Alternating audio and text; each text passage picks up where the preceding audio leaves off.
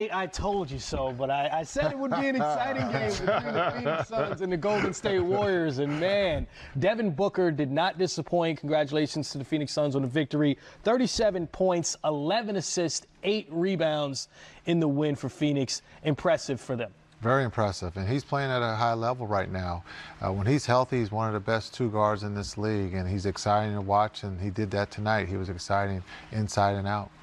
And inside, DeAndre Ayton providing that presence, and that seems to be a good balance offensively for sure for Phoenix. Yeah, I mean, he hasn't gotten maybe the touches that his talent would warrant, but that happens on a young team where everybody's trying to prove themselves. But as we've gotten later into the season, I think they're starting to establish an identity. And give a shout, Kelly Oubre, another really solid game. He's been terrific since he's come over from Washington for this team. And for the first time in a long time, you get a sense that this Phoenix team is heading in the right direction. I mean, they've got some quality wins here, knocking off Milwaukee a few nights ago and then going into the Bay Area to beat Golden State.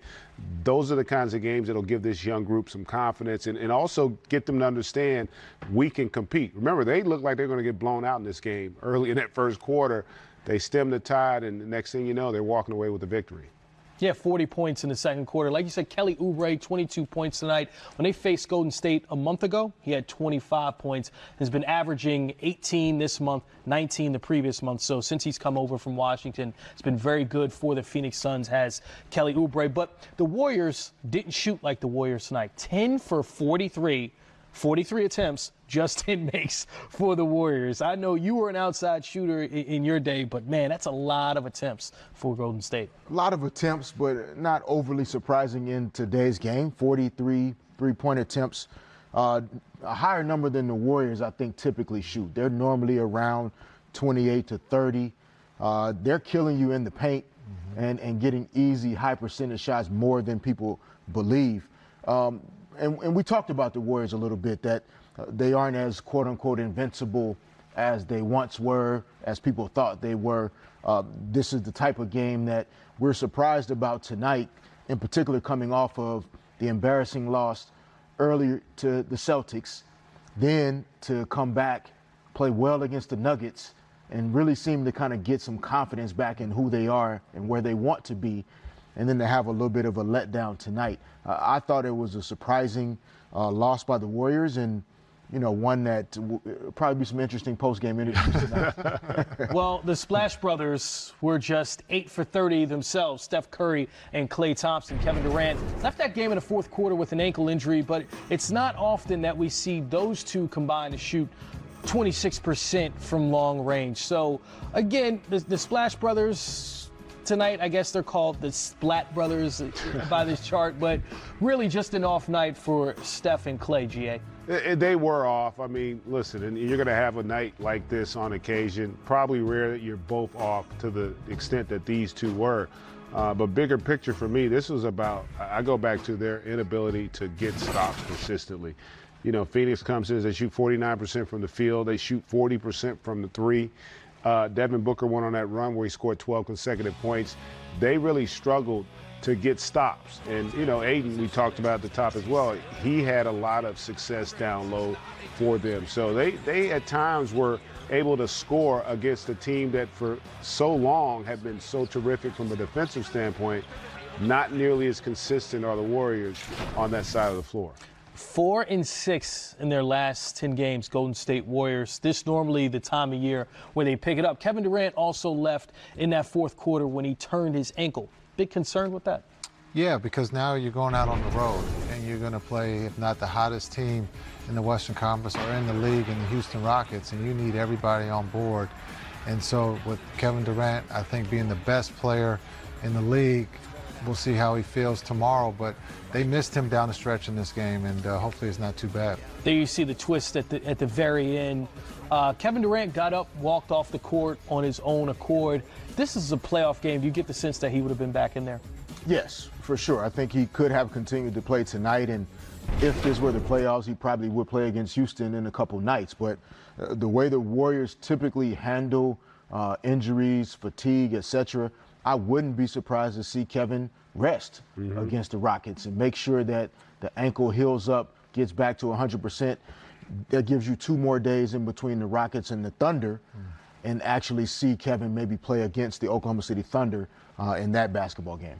Yeah, when you look at DeMarcus Cousins, you know what you're going to get from him. He had 13 points tonight, but defensively, again, a bit of a liability against the Phoenix Suns. Yeah, he had his struggles in this game. I think that's one reason why Andrew Bogut's now on that roster, to give them a little bit more stability in that front line area and some depth. You know, he's a guy that's won a championship, knows the system. I think it'll be a seamless transition. But, you know, DeMarcus is still, in fairness to him, too, he's still coming back from that Achilles. And so I don't know that you're going to see DeMarcus at full strength this entire season, even in the postseason. Now, he can still be effective in stretches and have a huge impact for them, but I really feel like he probably won't be right until next season when he's got a summer to train as opposed to rehabbing. When we've seen this Golden State Warriors team in the postseason, whether it was Andrew Bogut or, you know, JaVale McGee, they seem to have that shot-blocking presence in the middle, someone to protect the rim. Are they going to miss that in this postseason run if they don't have a guy to do that this year? Yes, I believe so. I think it will be something that makes the court a little bit smaller in terms of defending people. They won't have the ability to take as many things away. If Klay Thompson gets broken down, if Durant gets broken down, not having that rim protection defensively is an area that I think could be an issue.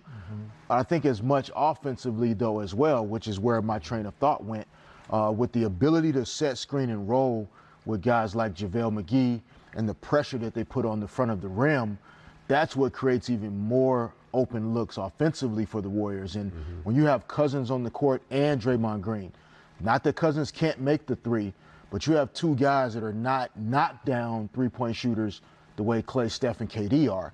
So that floor gets a little smaller on that end, and so you kind of have a combined of not shot blocking and protection on the defensive end and not as much floor spacing offensively, and that's a combination that could cause some problems. So tell me this, in trying to get into championship mode as a guy that went to back-to-back finals, right? If you're Steve Kerr and you're looking at the Golden State Warriors, okay, 4-6 in our last 10, you look up Houston Rockets have won 8 straight. How do you get that mental edge heading into the postseason in case you have to face them again in the Western Conference Finals?